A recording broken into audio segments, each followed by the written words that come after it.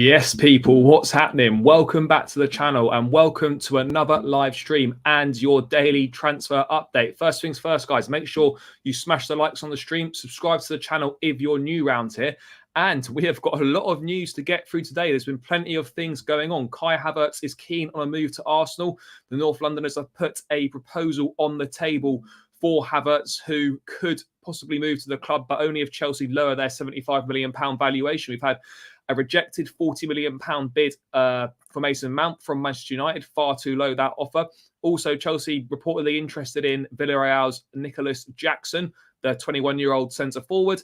We've also got the latest on the pursuit of Amadou Onana. Chelsea's reportedly back in for him as well. The updates from a meeting with Inter Milan, who wanted to take Kalidou Koulibaly on loan, but Chelsea not so keen on allowing that one to happen either. So as always, guys, there is plenty of news to get into, people. But as well as Conor Gallagher reportedly attracting interest from Tottenham Hotspur as well, of all places. So yeah, loads to get into. The news is exploding. Lots of stuff going on.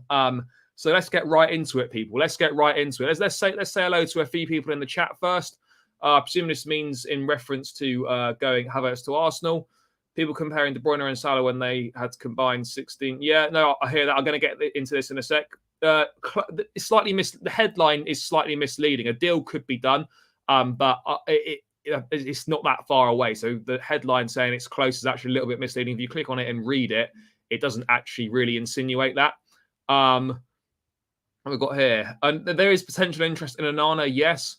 Mount's 40 million is, you're not going to get Mason Mount for £40 million, even though there's 1 year left on the contract. That just simply isn't going to happen. So yeah, that's where we are on that one. I will get into that in more details. Yep, news is exploding everywhere today. Agreed. Unbelievable, crazy day. All bad shit news apart from Havertz. You've seen Inter want Lukaku. Yeah, that's not going to happen. That's not going to happen. Inter are taking the piss. They've got no finances to do any sort of business, and they're trying to mug us off so they can basically go fuck themselves. Havertz and Mount will ball under Ten Hag and Arteta. I think it's a bit of both on that point there. I think that it is a bit of both for sure. Chelsea have let players down and perhaps aren't providing the best environment for players to succeed. But also, you have to admit that the players have not delivered at Chelsea either. So they've not held up their part of the bargain. Yes, the club might have ultimately not done enough to support them or not done enough to enable them to play the best football they possibly can do. But ultimately, it's a mixture of the two. The players haven't delivered either. So yeah, look, they might go away and ball out elsewhere for sure. But ultimately, that's not a reason for us to keep them just because they might go and play really well somewhere else. And Mount has actually done very well for Chelsea. Just this last season was poor. Top Bins, big up my guy. Inter want our players on loan, but want absurd fees for their players. Yep, that's kind of how it works. Yes, big up my guy. Thank you for tuning in. Don't mind Havertz going, but not to a Prem club. I don't know if they can afford him. Is the reality of the situation here. Havertz and Mount didn't have a manager who could coach them. Oh, look, Mount's done very well for Chelsea, just apart from this season. Mount did very well under Thomas Tuchel, did well initially under Frank Lampard as well. So yeah, there's lots of stuff coming in that couldn't care less who Havertz goes to. Agreed. I'm not really that bothered. Apparently, Chelsea told Inter Milan they want to sell. Yeah, I'll get into this later. Yeah, for sure. This is different. Chelsea now. We've got. Yeah, look, I think I will get into this. Let me just bring this. Let's start the Kai Havertz news first, though. What I think is important is that it's not that one. It's not that one.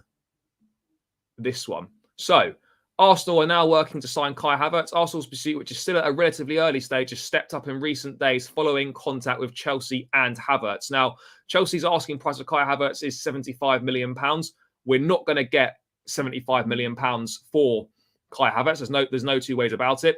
Real Madrid are also interested, and the article also said that Manchester City had kind of explored the idea possibly as well. But Arsenal are dead keen on Kai Havertz. He would be open to the move. But at this point in time, no move is going to happen for Kai Havertz at Chelsea's current asking price, which is quite literally ridiculous. We're asking for a profit on Havertz, who has done nothing in 3 years since he joined Leverkusen. There's no way that we could possibly get anywhere near £75 million for him. Yes, he's got 2 years left on his contract and he's 24 years of age, and you'd argue the best years of his career ahead of him, but we're not getting that money for him. I don't know where we've got that valuation from. I don't know what these idiot directors are thinking, where you've got a player we signed for £72 million 3 years ago who has done nothing over those 3 years, hasn't progressed as a footballer at all, and yet we think we can make a profit on him. That's madness. Makes zero sense at all. In terms of Kai Havertz leaving the club, I've absolutely got no issue with it at all.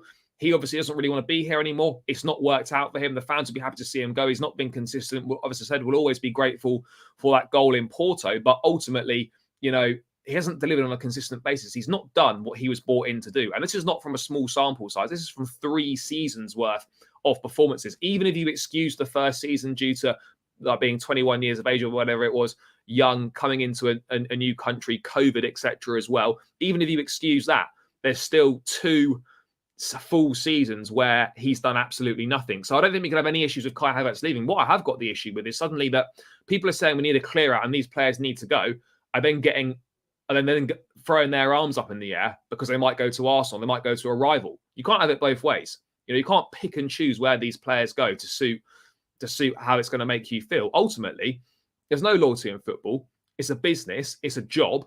And if Havertz is settled in London and Arsenal decide they want to pay the money for him and he wants to go there, I haven't got a problem with it. Ultimately, he's not been good enough for us. And there's no point keeping a player who doesn't want to be here just because we don't want to see him do well at a rival. That's not how this works.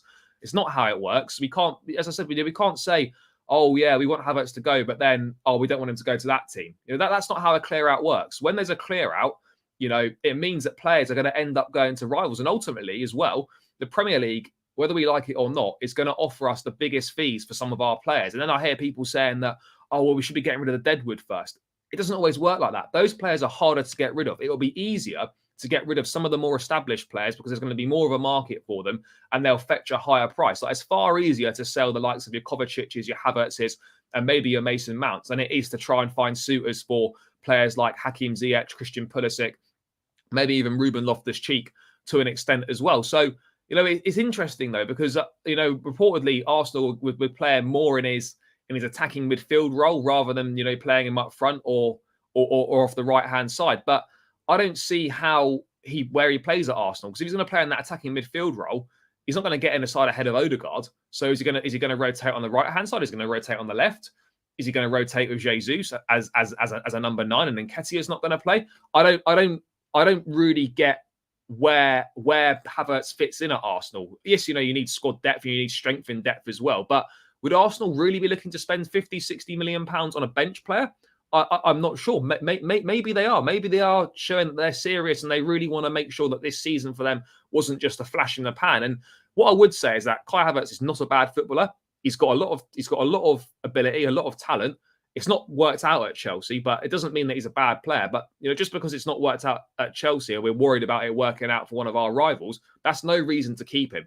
You know, he doesn't want to be here. And we absolutely have to move on and get as much money for him as we can. But ultimately, 75 million pounds for Kai Havertz is an absolute joke. There's literally no way we get anywhere near that money for him. I don't understand how we've even arrived at that valuation. Yes, you know, it'll feel weird if Kai Havertz does ultimately end up in an Arsenal shirt. Real Madrid absolutely do not want to pay anything more than 50 million pounds, and they even think that's a bit much. So it looks like the interest in Kai Havertz from Real Madrid is probably gonna go. But never say never on that. It could potentially come back. We don't know. But yeah, look, for me, I don't have an issue with it. People getting annoyed about it. Oh, it's going to Arsenal. Oh, it's undone what he's done at Chelsea. Well, you didn't rate him anyway. So why are you so bothered about him going to Arsenal?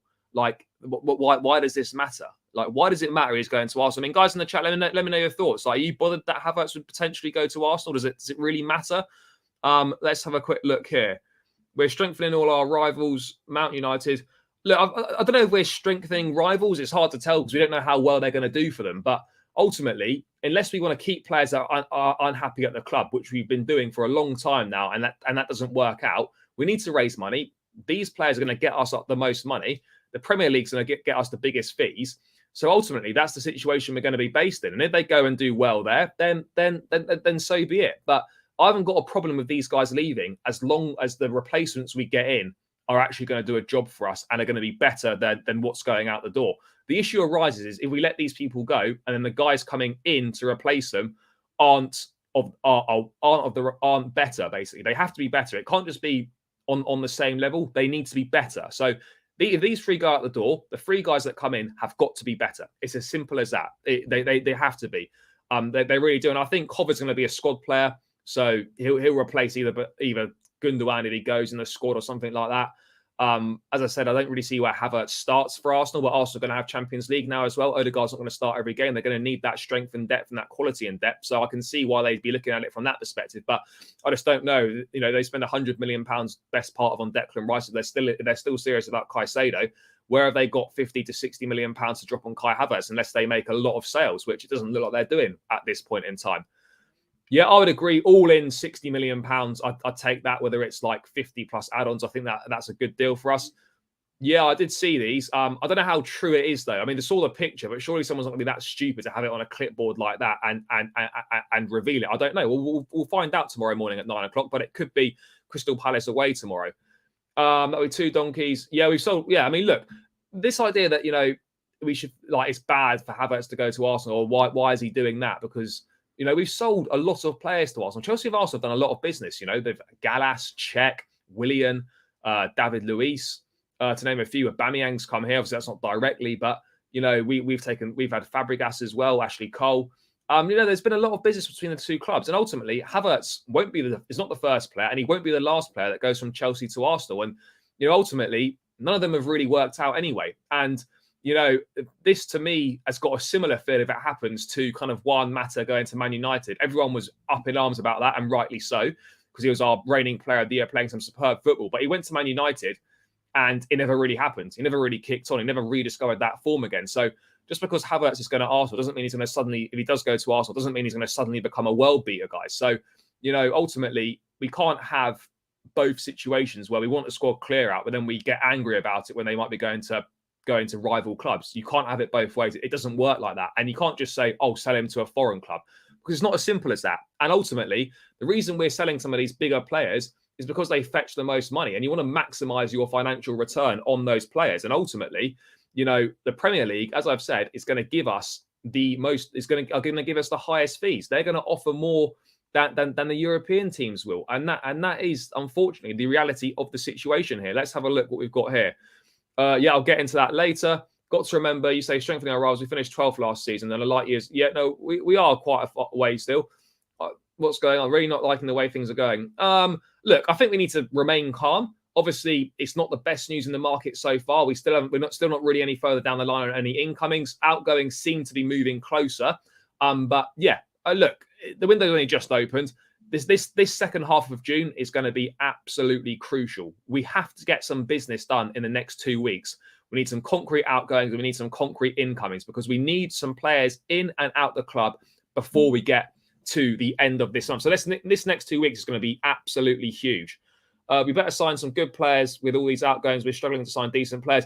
That is going to be a problem. And, you know, whilst I've maintained that it's not the be-all and end all, when we are going for the top players, that is going to make a difference. And, you know, not qualifying for the Europe and the Champions League money we've missed out on. Yes, we've got money to spend, but not qualifying and not getting that Champions League money is going to affect us in some way. It might not affect us as much as other clubs, but ultimately, that not getting that Champions League revenue is going to impact us slightly in the transfer market. There's no two ways about it. And when we're looking at top players and they've got the choice of a Champions League club or Chelsea, the fact that Chelsea, there's a lot of uncertainty around the place. Still, you'd expect us to come back to the top table of football in the next season or so, but there's no guarantees on that. So whilst we're still an attractive club, you know, whilst there's uncertainty, a lot of instability, and whatnot, no Champions League football and things, we could struggle to get back to where we ultimately want to be. And that is the reality of the situation we're in right now.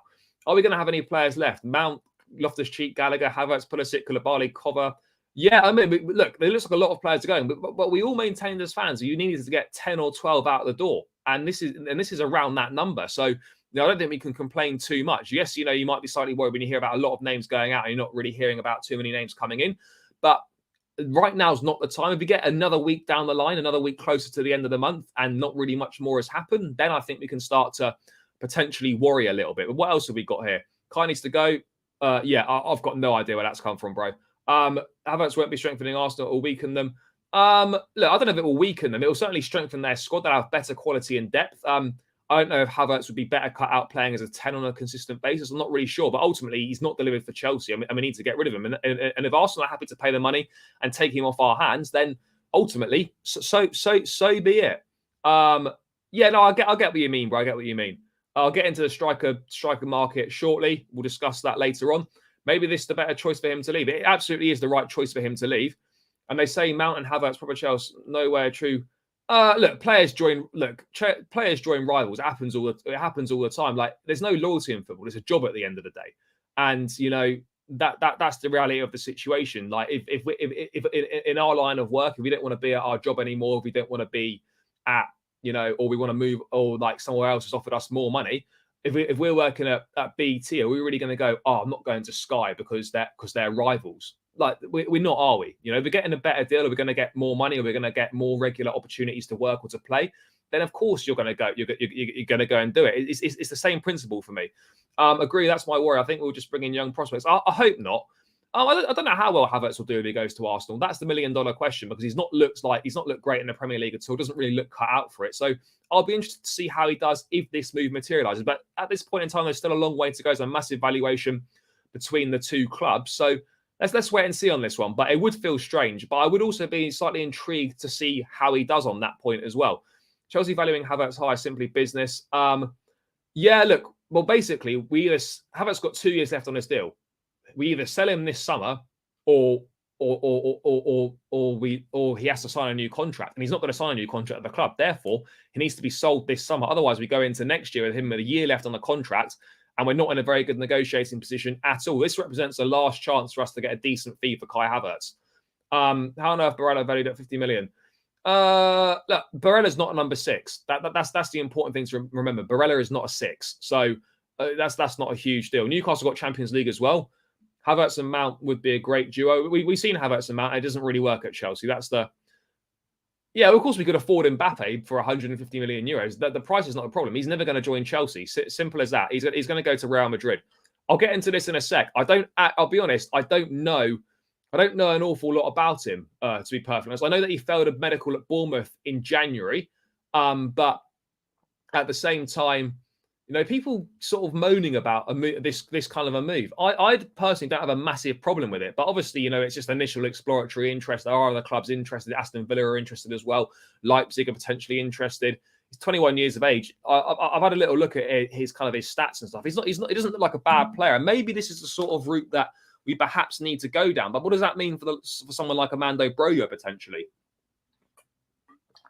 I think we know that he's going to be a second choice striker anyway, but you bring in another 21-year-old. It is a bit of a strange one. Big up, my guy. Thank you for tuning in. Strange to see people moaning when we've been begging. Yeah, no, John, I fully hear you. You know, it is mad. You know, we want the squad clear out. We need to get rid of so many players. Oh no, not to those teams. No, we can't do that. Like, it's ridiculous. It's like kind of hypocrisy and double standards to the highest level. It literally, the two statements are completely contradictory. You know, you can't say we want a clear out and then on the other hand say, oh yeah, but we only want them to go to certain clubs. Ultimately, we need to get the best. We need to get the best deals for ourselves and the most money we can get. Simple as that. No, bro, I appreciate you tuning in, but absolutely no way is that correct. Onana's good. Different profile, but he's not better than Moises Caicedo. No, absolutely no chance.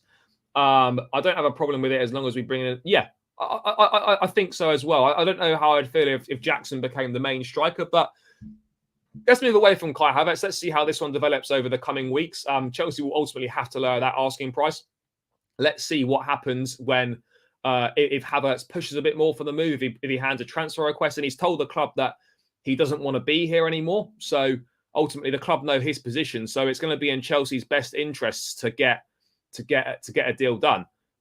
Mate, Polish Jerry, big up my guy. Thanks for tuning in, mate. This is done. This has been announced. The statements on the club website. Go on the Chelsea website, scroll back a couple of weeks, and they've announced it. It's done. It's all done. He just can't officially start work at Chelsea until the 1st of July because that's when his PSG contract officially expires. So yeah, it's done. That is done. It's been announced on the website. It's all finished. I think Osimhen is the man. I know there's the Lukaku PTSD, but the man is strong, can shoot. he looks like a top player, but ultimately there's always going to be that thought in the back of your mind. Is the massive expensive striker the right route for Chelsea to go down, considering how badly it's kind of we've had issues with it and been fucked over in the last few years. So yeah, it's an interesting conundrum that we are kind of going to find ourselves in. But let's move away from Kai Havertz now. I think we know that he's going to leave. We know that move is coming. We don't know how much it's going to be for, but ultimately that move will come. So let's kind of wait and see what happens on that front, people. No incoming news. But again, look, we need to remember, guys, that we're trying to not get as much news leaked out to the press these days with transfers. Chelsea want to try and operate a bit more silently behind the scenes. So stuff will only come out when it's kind of when they want to let stuff out and when there's stuff worth knowing about. So it doesn't mean just because no stuff's come out today, it doesn't mean that nothing's going on behind the scenes. It doesn't mean they're just sitting there doing nothing. We will be actively working on deals. It's just not come out yet. That's all. It's just not public knowledge. With Broja and Fofana, why another striker prospect? I mean, I think Jackson's a bit more than just a prospect. Yes, he's still 21 years of age, but he's a lot more experienced than Fofana. Fofana won't be part of the squad next season. He'll definitely go out on loan. He was dropped to the under-21s last season because he wasn't of the required standard. I don't know if we will. It's going to be a tricky one. We might go for an out-and-out striker and then add another one who can play wide as well, potentially. I could see us maybe doing something along those lines. If we're to sell Kai for under his transfer value, look, Kai's value is not £75 million. I think for Kai Havertz, with the 3 years that he's had, I would say that £50 million, £55 million at a push is fair value for him. He's done nothing over the 3 seasons. He's not improved as a player at all. So to take a £20 million hit over 3 seasons on an investment I think that's quite fair. So yeah, look, I think that's fair. Yeah, Poch with a trophy already. Take him out of Spurs, gets a trophy first game. We're well within our right to be asking for all our money back that we... no, I don't think we are, though. Just because it's Arsenal doesn't mean the price should change. Ultimately, look, he's a depreciating asset. He's not done anything. So his price, of course, is going to go down. He's not maintained any of his market value. His value's gone down because of his level of performances. It's as simple as that, in my opinion. But let's wait and see what happens on this one. Chelsea absolutely will have to reduce their asking price for Kai Havertz.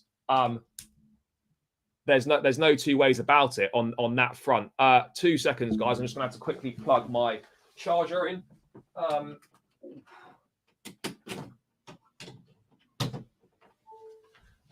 Yeah, sorry about that, people. Look, there's no way. But let's wait and see what happens on this front. Let's wait and see, because I'm not convinced that Havertz is going to do well at Arsenal. It'll be interesting to see what he does. But ultimately, look, I don't think we get anywhere near the money we want. I think we're going to have to come down to 55, maybe 60 million pounds. We'll make 100 million most from Mount and Havertz. If we can make 120, that would be great. If we get 60 million for each one on average, then that would be perfect. Whether that's 60 for Mount, 55 for Havertz. If we get around the 110, 115 mark, then I think we've done pretty well there. If Kai was scoring 20 plus goals over the 3 years, he'd be worth 80. He's been crap. He has been crap the entire time. Apart from 1 or 2 moments here or there, he's been dog shit. So look. I'm more than happy to have debate and opinion. I really enjoy it, but there's just no logical way in which Kai Havertz has retained any of his value that we paid for him. There just isn't. That just isn't a thing. It's as simple as that. Mount and Havertz wanting to leave us after our worst ever season. Honestly, can't wait to see the back of them. Look, the Mount thing. Let's move on to Mount now, because contrary to what people think, the main reasons for Mount wanting to leave are not financial. And I know people like to think they're financial, but they absolutely aren't. Let me just quickly find. Is this the Mount thing? Where is it? I'm just going to bring it up now. But Mount leaving is not financial. This is it here. So Manchester United submitted an opening bid for Mason Mount today, as they promised the player days ago. Bid worth 40 million. Chelsea have no plan to accept a 40 million fee for Mount. United is planning to bid again. Of course, you're not going to go in with your strongest hand. But I don't know. I would probably, like, if we're being honest, I would say it probably is as a 10, but we don't really play a 10, and we brought in Kunku in, so he's not really going to be playing as a 10 in my opinion. That's just the way that I see it. So I'd probably say a 10, but ultimately I'm not really sure.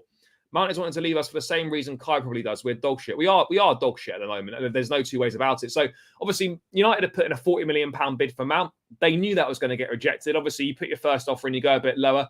Chelsea are not going to get the £70 million they want from Mount. I suspect we'll have to meet in the middle somewhere. Maybe the total package, including add-ons, will be around £60 million, 65 at a push, we could perhaps say.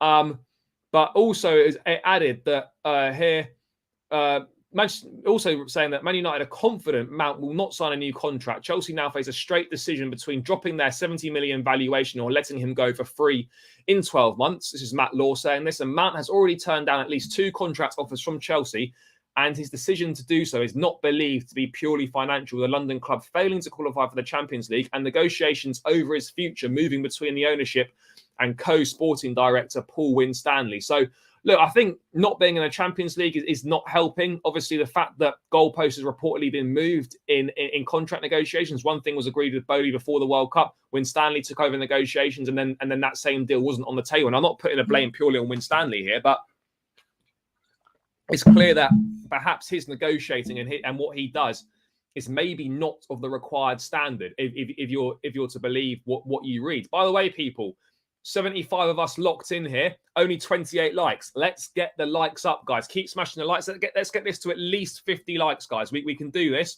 So keep smashing those likes. And there's some of you in here that aren't subscribed. Please do hit that subscribe button. It would massively help me out, guys. And if you want to join the channel as a member, please hit the link in the description. Any support of the channel would be massively appreciated. So if you want to join as a member, guys, hit the link in the description and join as a member to support the channel. It would be greatly appreciated. But let's get this on the road to 50 likes and beyond, people. What else have we got on Mount? There we go. If these transfers go through, Johnny Minerals will literally dissolve. Bro, Minerals is a fraud anyway. He's like a 50-year-old geezer, and he's built his whole platform on idolizing 2 24-year-old kids, and now they're probably both going to leave. He's going to have nothing left apart from spouting his nonsense conspiracy theories to the cult that he's created. So yeah, honestly, it's a huge reason we haven't qualified for the CL. I mean, look, I don't think we can just blame Mount. Everyone's been dog shit this season.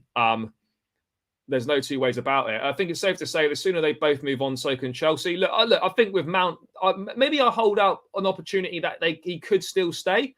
But look, at this point in time, it does seem a little bit unlikely. I'm not sure. But yeah. So in terms of the Mount bid, though, I mean, I'd still love him to stay. I know it divides opinion, and people think he's not good enough, and then that's cool. I'm okay with people having that point of view. When it verges on being abusive, then that's where I'm at. If you don't think he's good enough, guys, that's cool. Not a problem with me. I think he's good enough. I think he's proven that he's good enough. This season's been shocking for him, but he's not the only player to play shit for Chelsea this year. It's pretty much every single team. Has every single player in the team has been shocking for us. So I don't think we can just hold that against him. Ultimately, the contract situation should have been sorted out after we won the Champions League. He should have been offered a new contract after Porto. When we won the Champions League, he would have been in a much better negotiating position there because he would have been negotiating from a strong point of view, whereas at the moment he's negotiating from quite a weak standpoint given his current form and whatnot. I don't think that's true. Maybe not to start every week, but certainly as a squad player, like I think he's more than good enough to play a massive part. There's no two ways about it in my mind. He is more than good enough to play a part in the squad, and I would like him to stay. I think it would be a great shame. I think it's something that could have been so easily avoided, and for whatever reason, we seem to be in a position where we can't seem to agree a contract with a guy that's been here since he was 8 years of age. Like that to me is a massive own goal on the club's behalf as well. That's the reality of the situation for me. So let's wait and see on that one. Agree, would love Mount to stay, but can't see both sides don't seem to want it. Yeah, for whatever reason, a compromise doesn't really seem to be able to be reached at this point in time. But it absolutely isn't purely to do with financials. There are other issues at play in this thing as well, guys. So it's not just that, bro. Thank you for tuning in. Enjoy your walk, my guy. I really hope we don't go for Maddison. Again, Maddison's a good player. I like Maddison. £45 million Leicester reportedly looking for. A move for Maddison only makes sense if we lose both Mount and Kai Havertz. Otherwise, it doesn't really make any sense. I think Newcastle are in the driving seat for Maddison. So let's wait and see if the club do decide to make a move. But I'm not too sure they will. I've been on record saying I'd rather Mount stay than Maddison. Look, I would rather keep Mount than sign James Maddison, if I'm being honest. Not because I don't like Maddison, but I just think it makes more sense for Chelsea to actually keep Mount than it is to sign James Maddison. That's kind of just my view on it. Have any other signings we have made other than Enzo league-winning standard? Not right now, but definitely got the potential to be for sure. I think Mudryk and Madueke are two really talented young guys.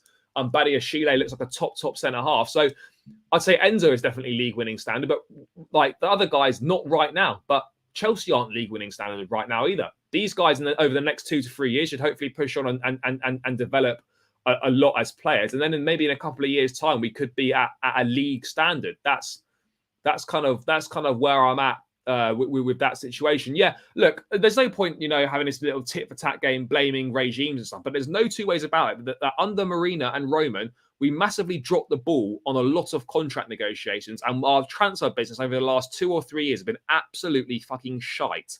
That's the reality of the situation. That's why we had to go and sign so many players in January. That's why in the summer we had to sign 2 centre-backs just to stand still because of piss poor planning to allow Rudiger and Christensen to run down their contracts and leave for free. So these guys aren't absolved of blame. The reason we had to go and sign so many players is because with the squad planning and the recruitment over the last 2 to 3 years of the Roman regime was an absolute disgrace. Simple as that. I'm not sure. I think at the financials as well didn't really make sense, but I don't know. I'm not sure. I mean, ultimately he was good, but I think with Nkunku coming in and maybe us getting other players, it could be easier to not keep him ultimately.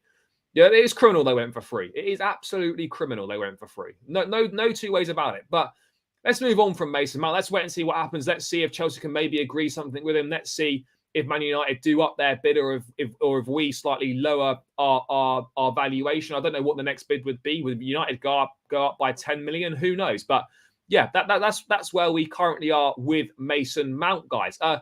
Let's move on to some more news that came out today. Guys, there's so much news today. We had the news of Chelsea being interested in Villarreal's Nicolas Jackson, 21 years old, failed a medical at Bournemouth on the last day, not on the last day of the season, sorry, last summer, or it could have been in January, I think he failed a medical. He may well have failed a medical in January, actually. Anyway, Chelsea have been looking at him. They've had contact with his reps. Let me just read out what there was. Chelsea in talks to sign Nicolas Jackson. Let me just see if I can find it, because I think there's a release clause of about £35 million. Yeah, so Chelsea's striker search leads to talks of Villarreal's Nicolas Jackson. A 21-year-old got 9 goals in his last 8 La Liga matches, and he is available and valued at around £30 million. Fabrizio saying that the release clause is about £35 million, and that does check out. Aston Villa, RB Leipzig, and I think some of the Milan clubs are interested in trying to secure his services. As I said, he did fail a medical at Bournemouth as well.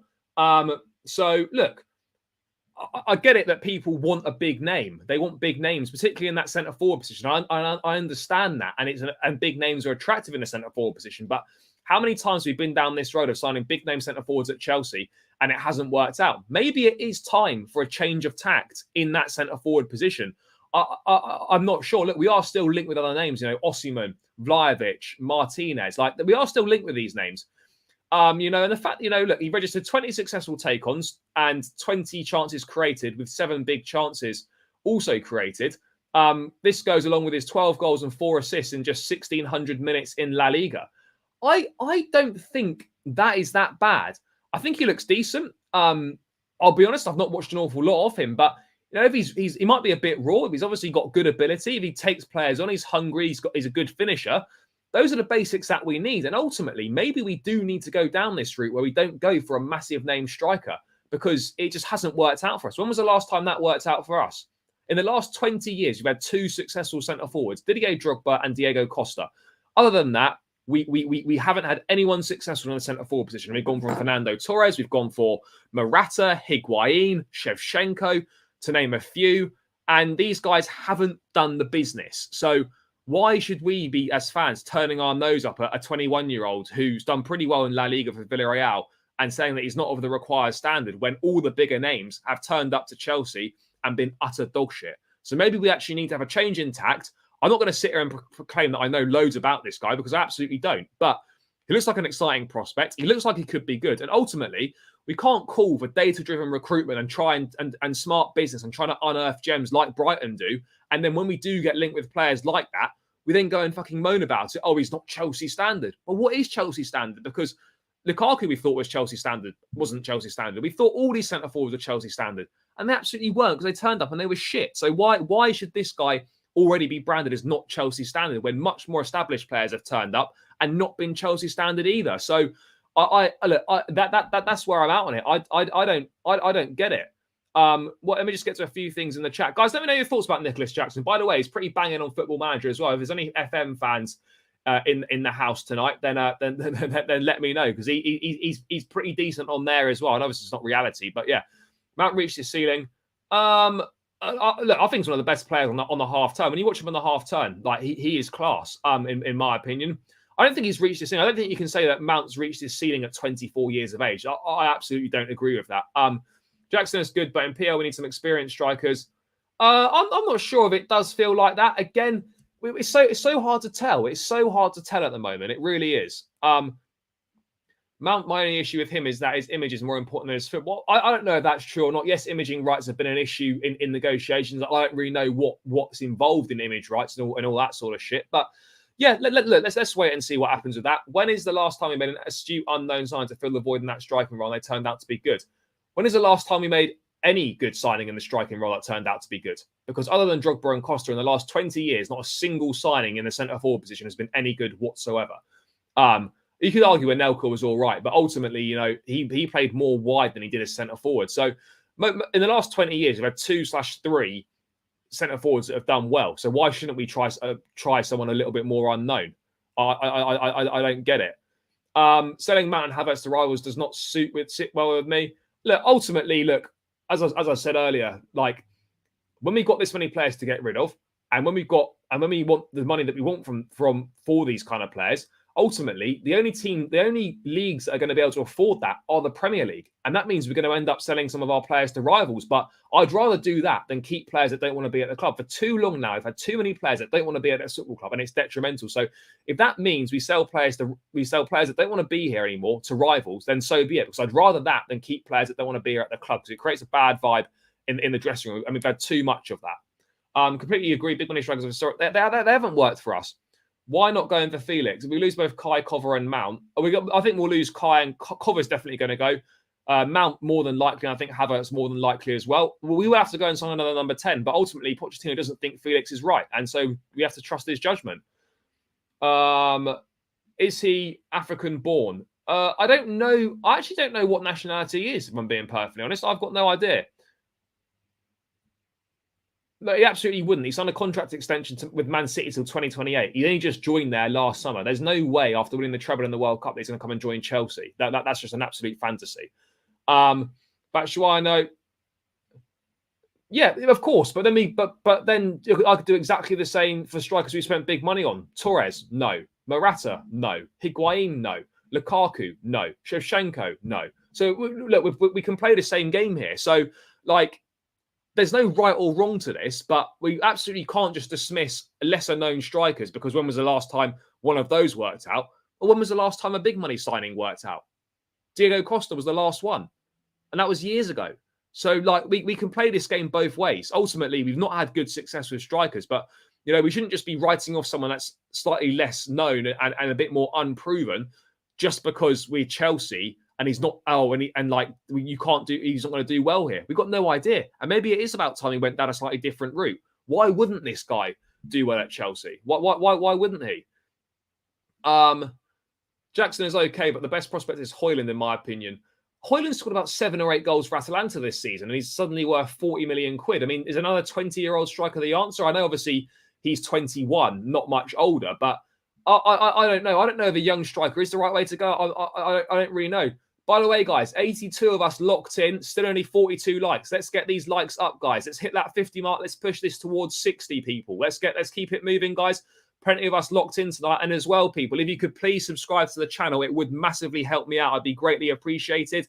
Looking to hit 4,000 subscribers before the start of the season. I'll be bringing you Chelsea transfer news every single day this summer. So make sure you stay locked in. Please do subscribe, guys, if you haven't subscribed to the channel yet. And let's get these likes up. Let's get it to 50 and beyond, guys. And keep getting involved in the chat as well. I enjoy interacting with you and debating with you.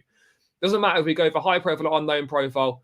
Yeah, for sure. And this is the massive problem. When the striker market is as it is this summer, where there's no real standout other than Victor Osimhen. Yes, you could say Harry Kane, but we're not going to get Harry Kane. So looking at Victor Osimhen as the standout striker, and then you're looking at your Vlahovic's, your Lautaro Martinez's, your Nicolas Jackson, maybe Kolo Muani, etc. These sort of guys.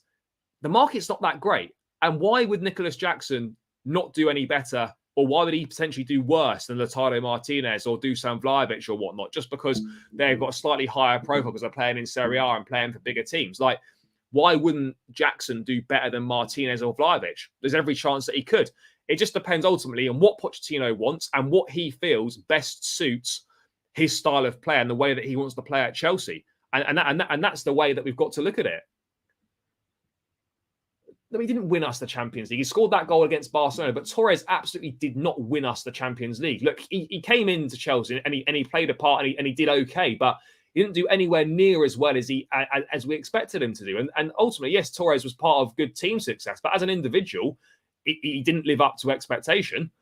Would you get Arda Güler? I don't know much about him. I've seen him that he's at Fenerbahce, reportedly quite highly thought of.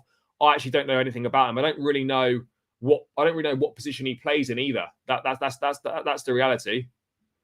Higuain, Oba out of their prime when we signed them. Yeah, but Higuain was still shit and Aubameyang was shit as well. Like that's the reality.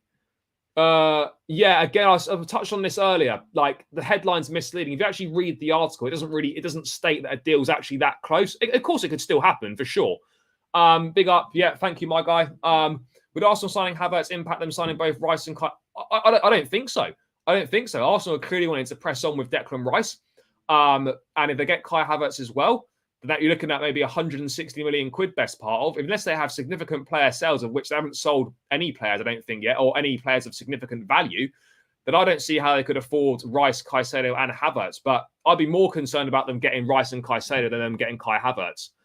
I would trust their judgment, being experienced PL managers rather than you. Look, ultimately, we've got to trust the people in charge. We can all have our opinions and we can discuss it. But if the people in charge, if the data-driven recruitment says that Martinez is good, not Martinez, sorry. Is it? No, Nicolas Jackson. If it says that Jackson's good and Poch wants him and he thinks he can make it work in his system, then we have to roll with that. That's the thing. Yeah, absolutely agree. This will change under Poch. I'm cool with it. Otherwise, don't see why Poch would take the job. Yeah, no, absolutely. I agree. Bro, you can't be... You honestly saying to me that you're giving Torres credit for... You're claiming that Torres won us the Champions League because he won the corner which Drogba scored from. Winning a corner is not... I don't think we can call winning a corner a significant contribution in the Champions League final. Yeah, he contributed in that run, sure, but we're massively clutching at straws here. If we're claiming that winning the corner is a huge contribution when it absolutely isn't. I do as well. Look, I don't know much about the player, but I absolutely do like the idea of potentially going for someone a little bit less known. I'm on board with that. I really don't. I don't mind that. Can we realistically do more than 180 million by sales? I don't know. I'm not sure if we can. Maybe we can if we with everyone included. But with Mount, Havertz and Gallagher, I don't see how we get on average 60 million for all of them, because that's what we'd need. We need 60 million for all of them on average. So you might look at a 60, a 50, and you then need. I don't think we do get 180 million from those three. I will sell Kai to however pay, mate. I don't care. Whoever pays can have Havertz, is my opinion. Never watched that guy, but love the idea too. I've not watched him either, but let's wait and see what happens. The idea of also was they reported in the Athletic today that Chelsea had also kind of entertained the idea of possibly signing Tammy Abraham back, but obviously that ACL injury put that one on the shelf. I don't think going back for Tammy would have been the right move to do either. But obviously the ACL injuries put pay to that. So I'm glad I'm not glad about the injury, but I'm glad that our interest has ended, because that wasn't really right in the first place, and it certainly wouldn't be right now. Bro, we're not going to get 70 million each for Havertz and Mount. Absolutely no chance. No way. I think at best we get 60 million for Mount, maybe 50, 55 for Kai, and we might get 40 or 45 for Gallagher. Shame we never played Havertz. And we did. We've played Havertz everywhere. We've played Havertz everywhere. This idea that we haven't played Havertz in his best position is just absolute nonsense. It doesn't make any sense whatsoever. It makes no sense at all. The fact we've tried Havertz as centre forward, we've tried him playing wide, we've tried him at 10, we've tried him everywhere. So this idea that we've not played Havertz in his proper position is just utter rubbish. It's just not true.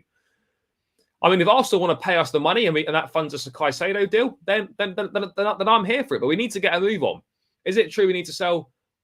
Partly, yes. We do need to raise 100 million by the end of the month. So we are going to have to sell some players. But I don't think it's panic stations or anything like that just yet. That's for sure. If Ivan Toney didn't like a bet, Ivan Toney was my guy. He would have absolutely been the one for me. I would have been fully on board with that. But unfortunately, that isn't the case. I don't know right now. No news on that. I think it's going to be close. We're going to have to get a move on because they're absolutely, for the preseason tour of America, going to need the new shirt. We can't just be rocking up in last season's shirt with an expired 3 contract and just have no logo. So I imagine that by the end of the month, the sponsorship will be announced, and we're going to be playing in the new kit in pre-season. So we're going to have to get a bit of a move on that front. But yeah, I like the idea of Nicolas Jackson. 35 million euros, 30 million pounds roughly to get him. Not expensive in this market. I think that could be a good deal. But ultimately, let's kind of wait and see what happens on that. Whether we go the interest. We are interested in multiple strikers, so let's wait and see on that front. I don't really know what's going to happen, but yeah, it's certainly going to be interesting with Jackson. But let's move. The 3 deal runs out on June 30th. Yeah, so that's when it officially expires. So surely we have to have a sponsor announced by then. Otherwise, well, as long as it's announced by pre-season. But when we start signing players, we can't be giving them last season's shirt to present them with. So yeah, that can't happen either. Let's move on to this. Let's move on to midfield news. And there's no real news on no real updates on Caicedo, but there is an update on Amadou Onana at Everton. Now we were interested in him in January, but a move didn't materialise. Everton wanted to keep him, which is fine. But yeah, this is not just new interest now. This is interest that has been there for a little bit of time. But yeah, let's wait and see on that. But yeah, Amadou Onana. So according to, this is a reliable Belgian journalist. I can't really pronounce his name if I'm being totally honest. Sacha Tavolieri. I don't know why I tried to put some sort of Italian twang on that. That was really pathetic. Chelsea have resumed discussions with Everton over signing Amadou Onana. The Toffees are open for his departure and they need the money. They want to try and recover £55 million. So I think Onana, again, is 21, 22 years of age. Look, he's a good player. You know, I watched him a little bit at Lille before he joined Everton. I think he did reject us in January, which is obviously entirely up to him. I don't know. Is this the right fit? I'm not sure. I mean, is Onana the right guy for us? It depends what we're looking for. He's more of a box-to-box midfielder, in my opinion, than an out-and-out DM. He has got a few goals in him. So yeah, I don't know. Look, what I'll be honest is, like, just because you're part of a relegation club, it doesn't mean that you're shit. Romeo Lavia was part of a team that went down. James Maddison, part of a team that went down. Harvey Barnes. Like, these guys aren't shit players. Just because you were part of a team that's been relegated, it doesn't mean that you're shit. So let's just clear that up. And also, if we've never heard of someone either, it doesn't mean they're a shit player because we've never heard of them. So that's fair. Look, Onana at 55 million, absolutely not. I don't know how much truth there is. Look, we've resumed discussions. I think this boils down to, for me, is that we are just making sure we're across multiple targets, just in case we can't get Caicedo.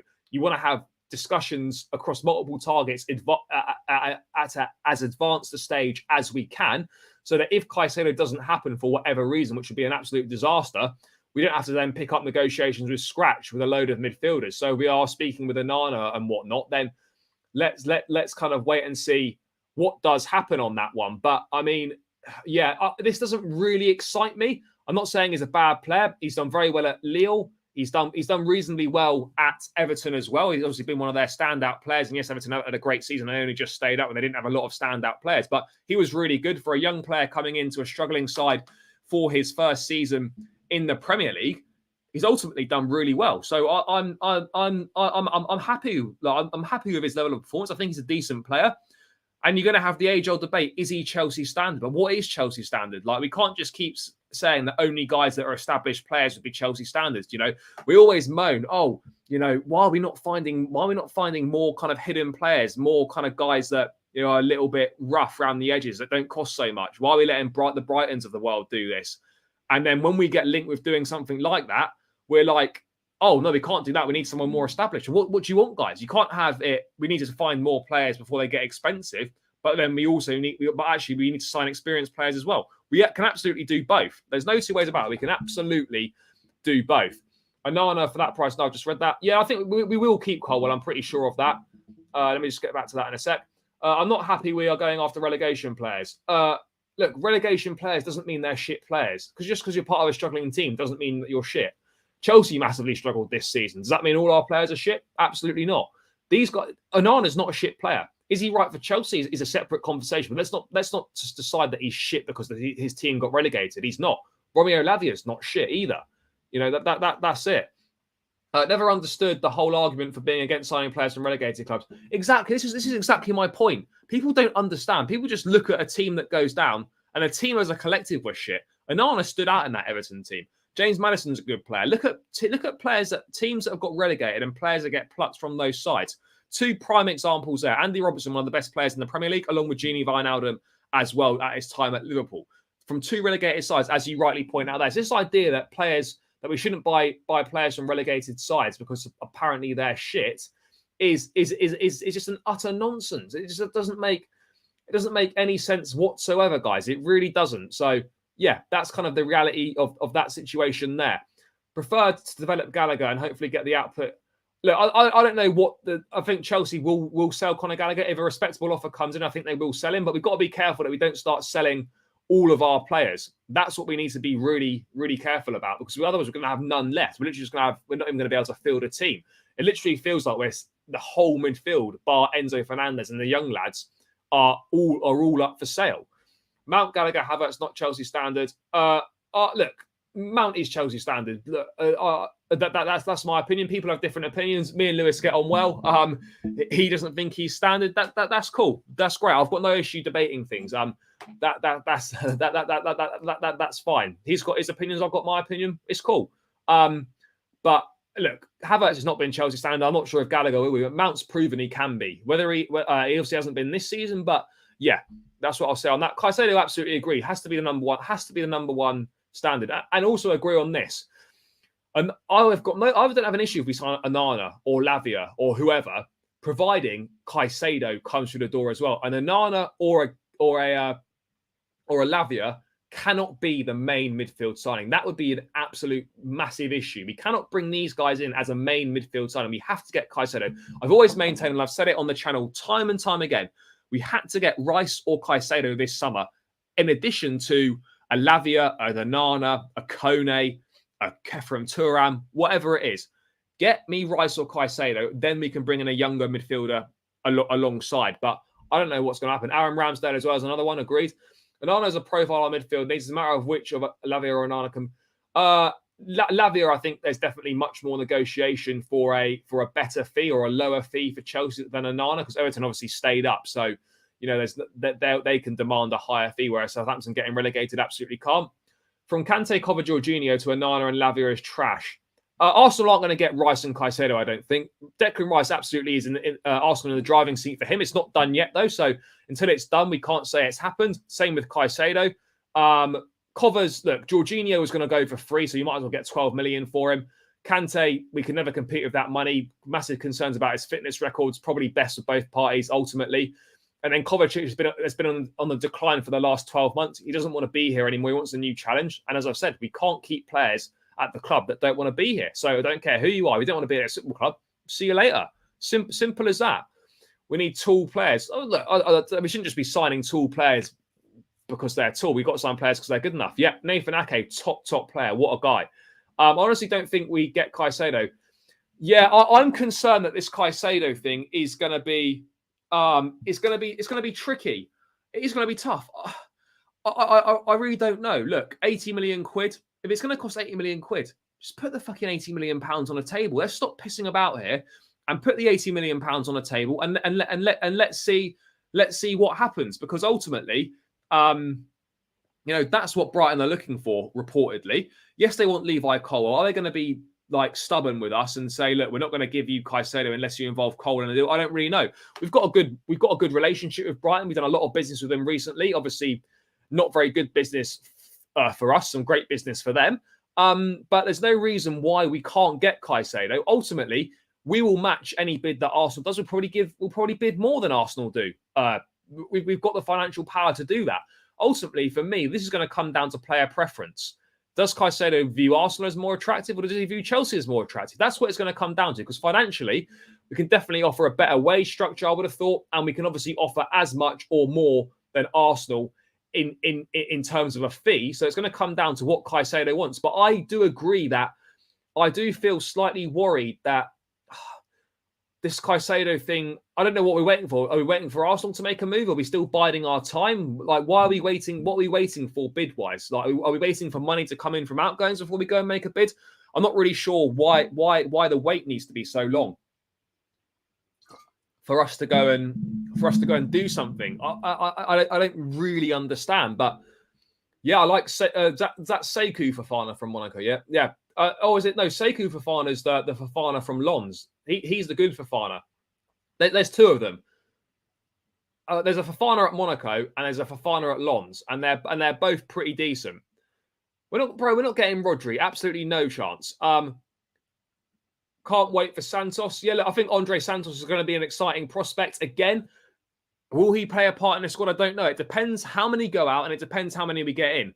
I think Casadei, Chukwuemeka, and Andre Santos, one of those will play a part in the squad next season, and I think two will go on loan. But again, it depends on what players come in, guys. It depends what players come through the door. Inter Milan selling us 50 mil, selling Barella for 50 mil. We should use Lukaku and get Barella. Barella's not a 6, guys. He's a very good player, but I don't know if he's the right profile of player that we're looking for. By the way, guys, almost 100 of us locked in and we're still on 50 likes, people. So make sure you keep smashing the likes, guys. Let's get these likes up to 60. Let's try and push it to 70 if we can. And if you're new around here and you're locked in now, guys, please hit that subscribe button. It would massively help me out and I would greatly appreciate it. So please do hit the subscribe button, guys.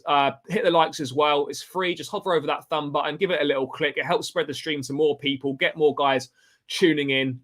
So please do that, guys. Get the likes up. Get the subscribers up as well. And keep getting involved in the chat, guys. Let's hear what else you people have got to say, because I've forgotten what I was saying.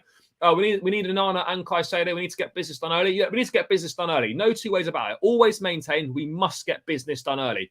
We've got, what is it now? June 14th. We've got 2 weeks, a little over 2 weeks to try and get some business done. And that means outgoings and that means incomings as well. We have to have the majority of our business done by the time we jet off to the States for that pre-season tour.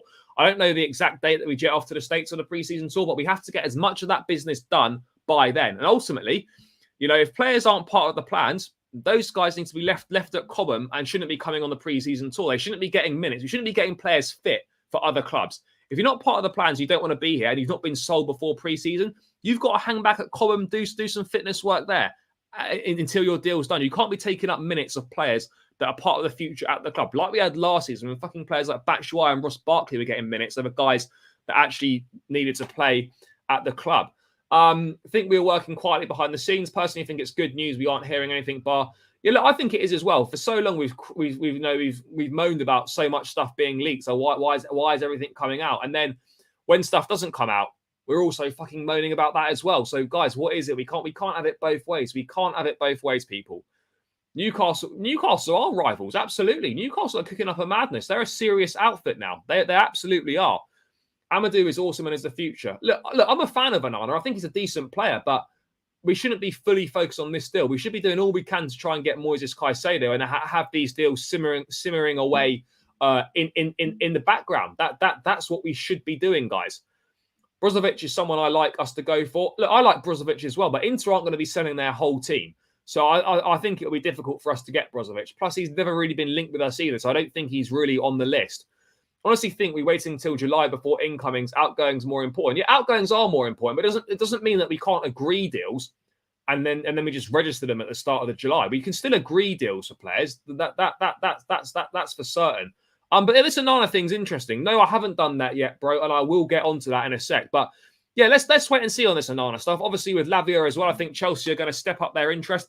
Arsenal as well reportedly interested in Romeo Lavia. Arsenal seem to be interested in all the same fucking players that we want. So I know we could be facing another transfer battle, Arsenal versus Chelsea for Romeo Lavia. But I think we are in a better position, you know, obviously with Joe Shields as well, knows him from Manchester City, knows him from his time at Southampton as well. I think we can use that. I think you probably get more football at Chelsea than he would at Arsenal. But again, it depends on who Arsenal bring in. Declan Rice and Romeo Lavia would be a fantastic two additions. Caicedo and Onana for us, or Caicedo and I don't know, Manu Kone, or Caicedo and Kefram Turam. You know, there are options there. What else have we got in the chat? We have done that. Onana, James Colwell, Badiashile, Chilwell, Enzo Santos. Yeah, look, we've got exciting players at the club. Osimhen would be decent. Again, I don't know how I don't know if we can afford him or how we structure a deal. Napoli are going to be tough to deal with. But let's move on to other midfield news from Onana. I mean, Caicedo, agreed, RD. Caicedo and Lavia would absolutely be my choice as well. But let's move on to this news with Conor Gallagher being linked with a move to Spurs. Now, obviously, Spurs, rivals of us, rivals in terms of just London, not rivals in terms of actually anything serious. So, yeah, I don't know, people. What do we think about this? Tottenham are interested in signing Conor Gallagher from Chelsea this summer. The 23-year-old is expected to leave Stamford Bridge. Now, I like Gallagher. I think he's a decent player. Is he Chelsea standard? He's not really kicked on enough, in my opinion, yet. Could he do well under Pochettino? He absolutely could be. Could he be a useful squad player? Absolutely. But again, if he's going to get us a decent fee, if he doesn't want to be at Chelsea anymore, then ultimately we'd sell him. Have I got an issue with him going to Tottenham? No, I don't have an issue with him going to Tottenham. I think whoever comes in for him, we just got to take it. If Spurs offer 45 million pounds for Conor Gallagher, let's just take it. Let's be done with it. If he's not good enough for Chelsea, I don't care about him going to Spurs. Who really cares? Like, this idea that we can't, because someone's a rival, we should be bothered about Conor Gallagher going to Spurs. Conor Gallagher's not going to be a game changer for Chelsea. He's not going to be a game changer for Spurs either. It's not like selling Gallagher to Spurs is going to make them win trophies. That's the reality of the situation. Selling Gallagher to Tottenham's not going to make them win trophies. If this was like Mount to Tottenham or this was Kovacic to Tottenham, it's a different conversation. But Gallagher hasn't reached those heights as a player yet. He's not a difference maker at Chelsea, and he's not going to go to Tottenham and make them contenders or transform their team. So I don't have an issue with him going to Tottenham. So I think if Spurs are serious and they come in with a genuine offer for Gallagher, then we should absolutely take that, and we shouldn't think twice about it. And if Gallagher wants to go to Spurs, then I haven't got an issue with that. Ultimately, football's a business. There is no loyalty in football these days. There isn't. There's no loyalty in football, guys. So you know that's the reality. That's the reality of the situation. So yeah, you know, I haven't got an issue with Gallagher going to Spurs. I don't think he's good enough. Mount's much better than Gallagher. RD, come on, bro. Mount is way better than Gallagher. You know, Gallagher would not have done what Mount did in the Champions League, in the runs to winning the Champions League. Absolutely no chance. Gallagher's good, but he's nowhere near as good as Mount. That's for sure. 70 million plus Gallagher for Kane. Oh, well, it would be nice, wouldn't it? But absolutely isn't happening. We do need to get the dead wood out. It's easier said than done, though. It is easier said than done. There's no two ways about it. Absolutely easier said than done. What else we got cooking here? No, there's also that. Look, ultimately, the player has to want to leave as well. There's nothing here saying about Gallagher being open to a move or anything like that. It's just saying that Tottenham are interested in signing Conor Gallagher. So doesn't mean that Chelsea would sell him to Spurs, and it doesn't mean that Gallagher would be keen on a move to Spurs either. This is just reported interest from Spurs in Gallagher. That's all it is. Gallagher was the only person who tried last season. Well, I think he's got potential for sure, and he showed at Crystal Palace that he was good and he could score goals. But ultimately, it was, you know, it's a different thing playing for Palace. They're playing a different way, slightly less pressure. He was playing as a number 10. He contributed more goals. But again, I think you have to remember the second half of that loan spell at Palace, he did drop off quite significantly. There's no two ways. There's no two ways about it.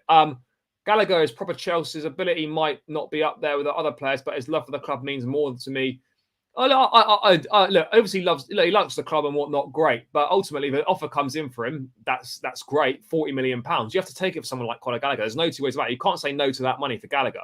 40 to 50 million pounds would be top business for him. No two ways about it. I think it was better for us to sell Gallagher next season after getting a proper chance. I think he's a good player, and he could be useful in the squad. Absolutely. I don't think we should be looking to sell everyone. Look, I wouldn't. I honestly look if a bid comes in for Gallagher, 40, 45 million pounds. Yes, let's take it.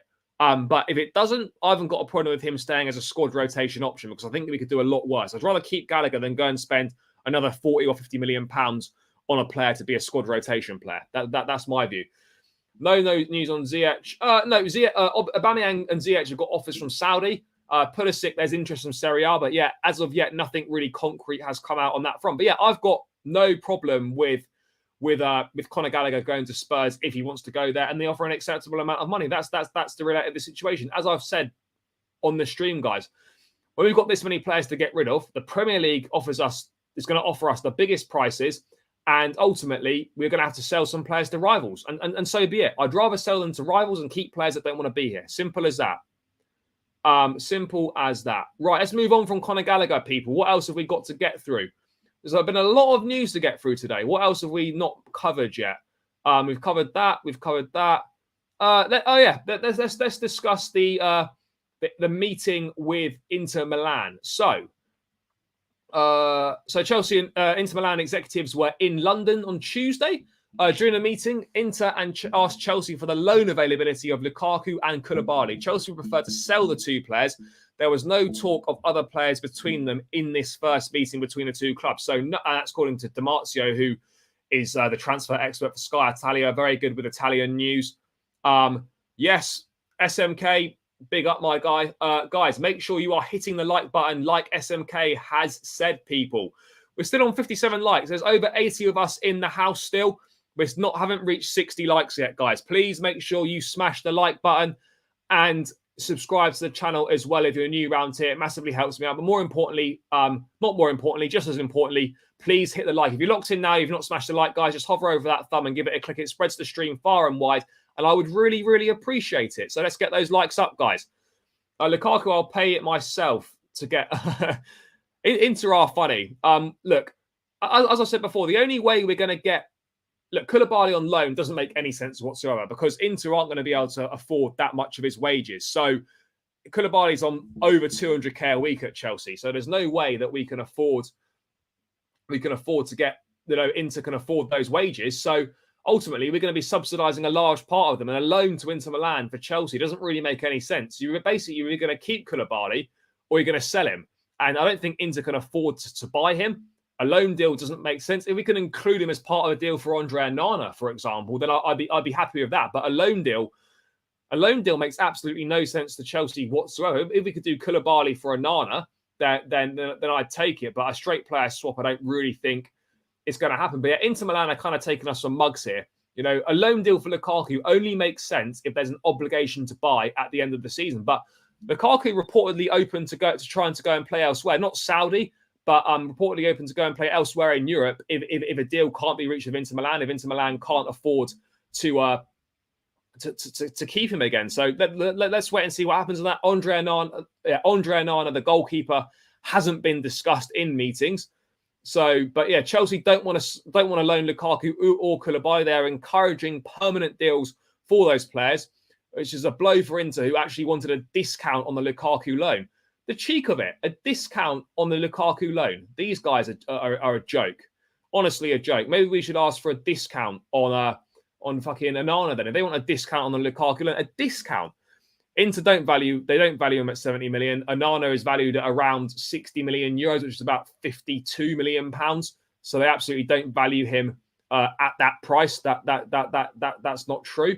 Let's have a look. But yeah, this meeting, obviously, we've had a meeting with them and we've discussed Lukaku and Koulibaly. They want loans. We don't want loans. That seems to be the end of the meeting there. I mean, I'm not really sure why. I don't know why Inter are trying to mug us off. Look, they haven't got the finances, they haven't got the facilities to do this. So let's kind of wait and see what happens on that front. I'll just see if I can find any more info on the meeting itself. It was a bit of a strange one, if we're being honest. A bit of a strange one that that meeting, seemingly not very much has come of it. It's being reported in Sky Germany as well that Havertz is for sale now, as he won't extend his contract. Koulibaly as well, by the way, has been discussed internally at Bayern Munich. So that could potentially be another destination for Koulibaly. And they could afford him, and they could absolutely pay his wages as well. So Bayern Munich have discussed Koulibaly internally. So there could be some potential interest there. I don't see any interest in there is interest from Inter, but only in a loan deal, and a loan deal absolutely doesn't suit us. So there has been talks of Koulibaly to Bayern Munich internally. That is the reality of the situation. Al Hilal have also pulled out of negotiations for Romelu Lukaku due to his salary demands. So Lukaku won't be going to Saudi. He wants more than they're prepared to give him. What else have we got here? I just want to see if I can find more news about the meeting between Inter Milan and Chelsea. I'm not really sure there. I mean, yeah, striker targets for Chelsea as well include Osimhen, Vlahovic, Højlund, and Lautaro Martinez. And talks over Nicolas Jackson have been held as well. Yeah, we've done that. Are there any other news about the meeting? No news about the meeting. Heading to London in the coming days. Yeah, so yeah, there was no other news about the meeting. So that's where we are in this situation. So look, if someone offered 25 million for Koulibaly, I'd take it. If Bayern offered 25-30 million pounds for Koulibaly, I think we would have to take it. But yeah, he's just been discussed at the club internally, so that just means they probably appreciate the player. They might potentially like the idea, but there's a long way to go from internal discussions to actual concrete interest. So let's hold fire and let's wait and see what happens on that. But ultimately, Inter Milan have been taking the complete piss out of us. With asking for 2 loan deals and a discount on the Lukaku loan. Do they think we're mugs? Like, honestly, what are these guys? What are they playing at? What are they playing at? Doesn't really make any sense at all. Big up, guys! 60+ likes now. Let's try and push this to 70 people. I'll open this out for a bit of a Q&A, guys. So get your questions in the chat for the last few minutes. Any questions you want answering? Anything you want to discuss with me, let me know. I will also be doing a call-in show at some point. So, you know, when that happens, I'll let you know. And you guys can obviously call in and have your say on Chelsea on any topics. And we can obviously have a bit of a call-in show as well. But for now, guys, get any questions in you've got. Let's get this. Try and get this to 70 likes, guys. But yeah, ultimately, not really much information with Inter Milan. You know, Onana's not been discussed. I think a deal for Onana can absolutely be done. We've got interested players. Who would I play on the wings? That is, I would play Mudryk and Madueke. Those guys are the future. I think Sterling will play a part, and he surely can't be as bad as he was last season. But yeah, for me, I'll be playing Mudryk and Madueke. Absolutely. Oh, there's one thing, guys, we haven't discussed. Is this news here? From Sky Sports UK, Sky Sports News, is that reportedly, and I don't know how true this is that Sky Sports News understands that Pochettino plans to go into next season with Kepa as his number 1 goalkeeper, which is a little bit of a surprise to me. Now, look, is a new goalkeeper needed? Absolutely. Is a new goalkeeper essential this summer?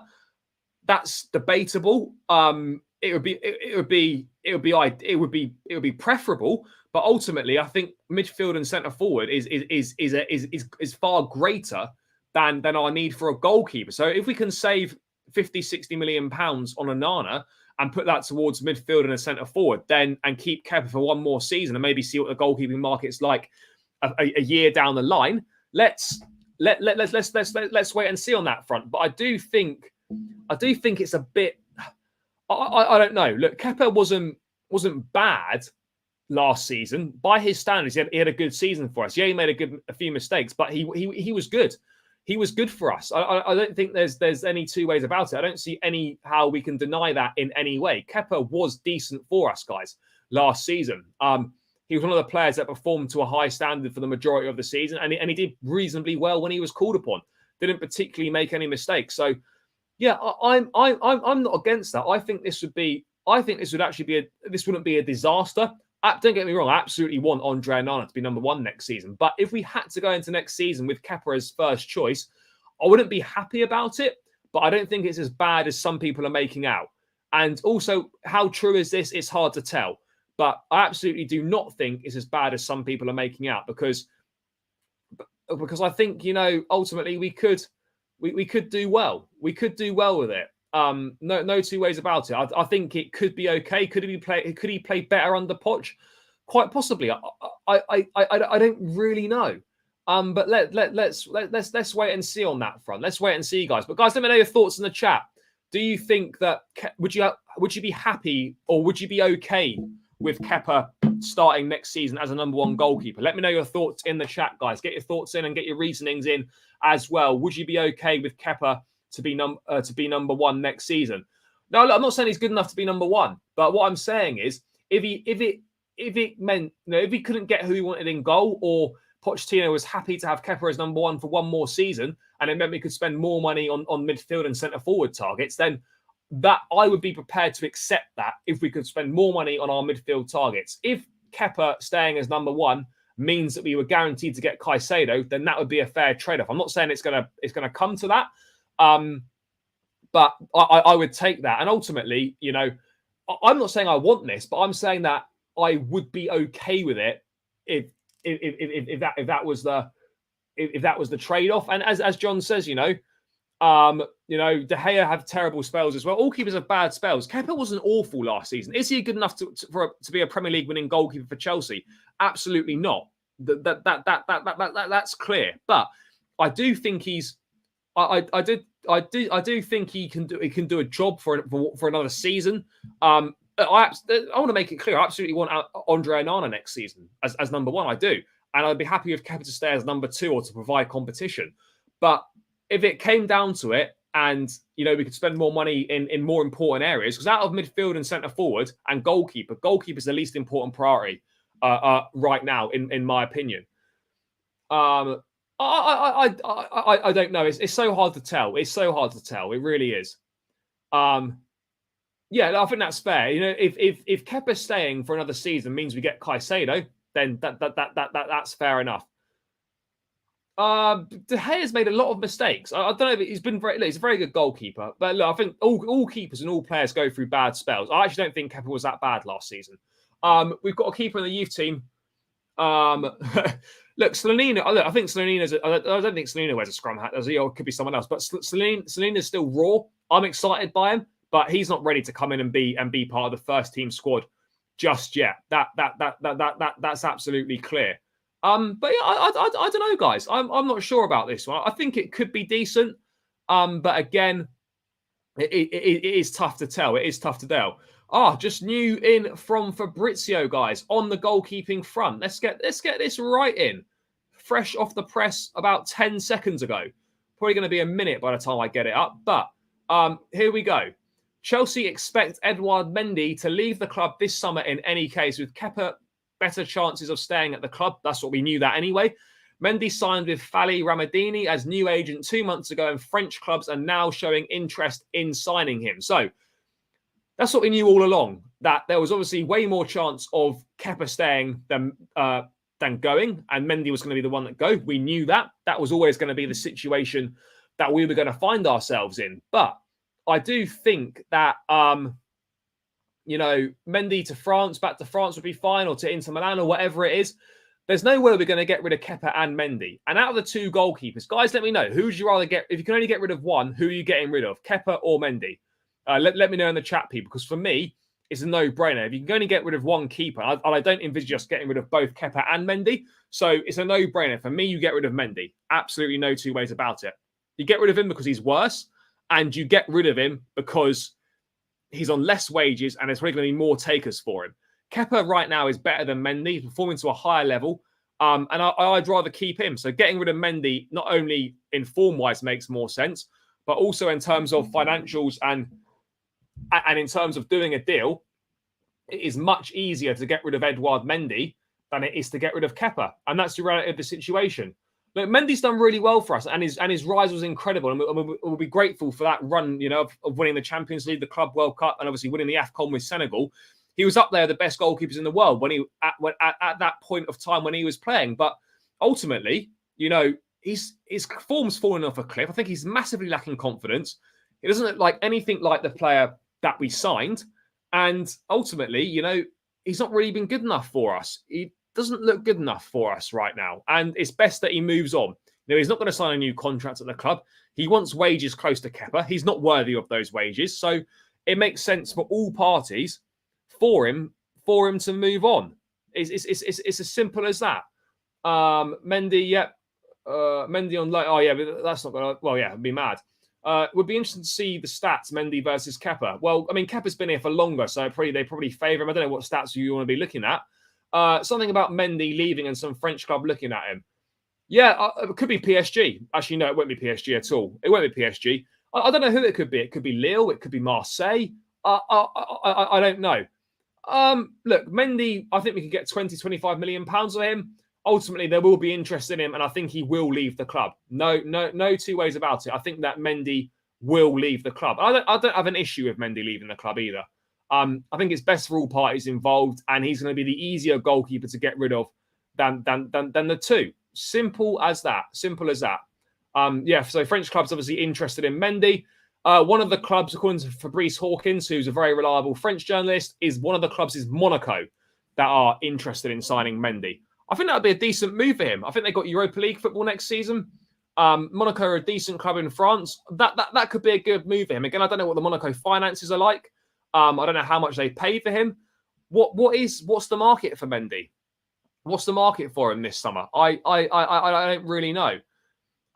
Since everyone is going to Saudi, no, Mendy won't go to Saudi. No chance. Not at this stage of his career. Absolutely not. Kepa, yeah, look, I've got no problem with Kepa staying at the club as a backup keeper. I think you could do a lot worse than having Kepa as a 2. It just depends what he wants to do at the end of the day. But I think you could do a lot worse than having Kepa as a number 2. I need to visit Canada.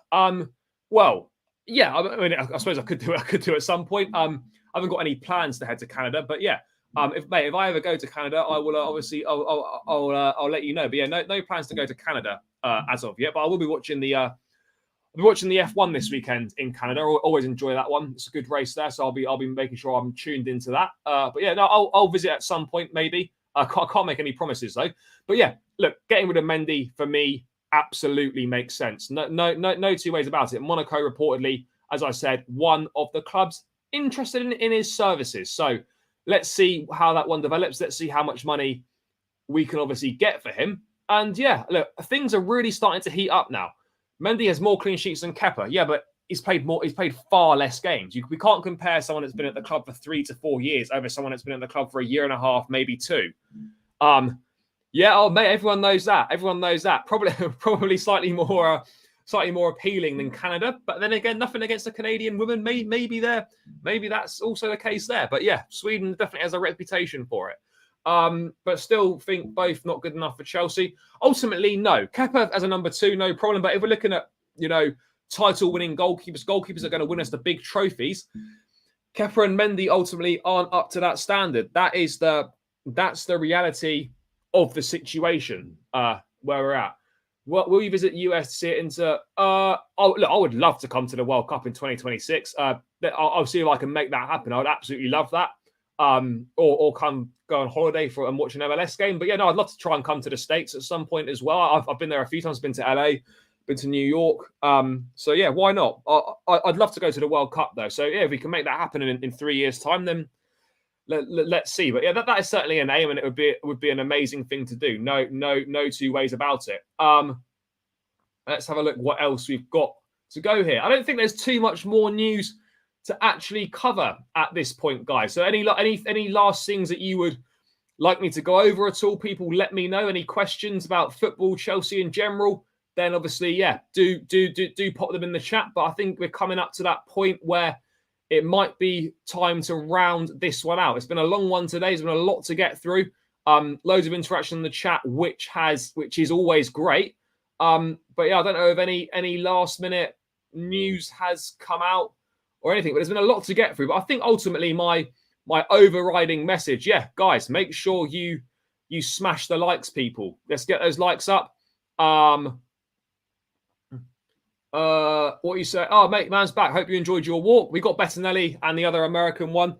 Bettinelli's a third choice keeper. He's just there for banter and vibes. And then Selena, definitely one for the future for sure. Guys, get the likes up.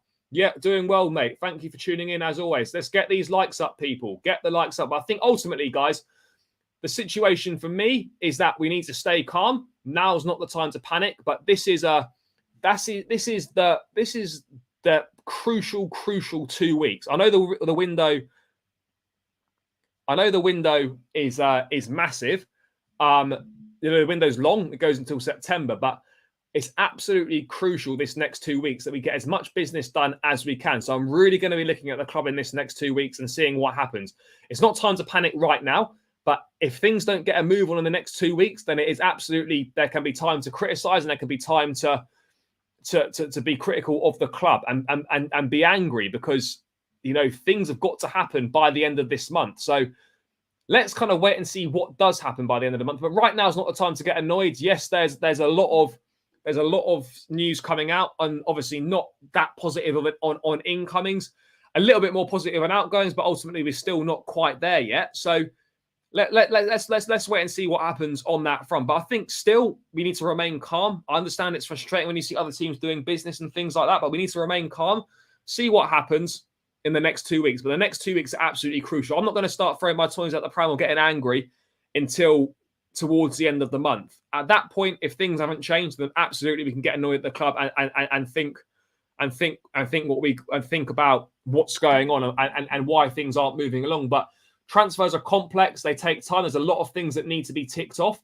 So let's kind of wait and see what does happen on that front. What we got here? Oh, I've done that. No, always a pleasure, mate. Yeah, we do have to be ruthless and quick. Thing is, transfers aren't quick things to do. There's a lot of moving parts to a transfer. A lot of things change. You've got to agree a lot of negotiations and whatnot, multiple parties. Yeah, why not? Let's get Ben Foster. Let's get him out of his Wrexham deal. For sure. Daniel, big up, my guy. Thank you for tuning in. Yeah, look, now is the time to remain quiet. Not to remain calm. Sorry. Chelsea's different now. It's not what we knew under Roman. It's different. We're going in a different direction. The squad's going to be very different. It's a long overdue clear out. The recruitment style is going to be different as well. And it's something that we're going to have to get used to. But absolutely, right now is not the time to get angry. It's not the time to get annoyed. And let's see what happens on that front. But yeah, guys, I'm probably going to round this one out. But my message to everyone is, let's stay calm. Things are happening. Things will happen. It just depends how quickly it's going to happen. So, yeah, look, lots of news is coming out. I expect a lot more news the rest of this week going into next week as well. So let's wait and see what happens. But I'm going to round this one out. People, thank you so much for tuning in, guys. Massively appreciate each and every single one of you that has watched, that's interacted in the chat, that smashed the likes, that subscribed to the channel. Without you guys, the streams aren't anything. So I massively appreciate you getting involved.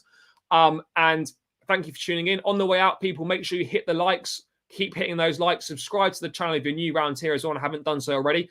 I'll be back tomorrow with some more Chelsea news. But yeah, guys, until then, let me just get to the last couple of things in the chat. How many players would you get rid of?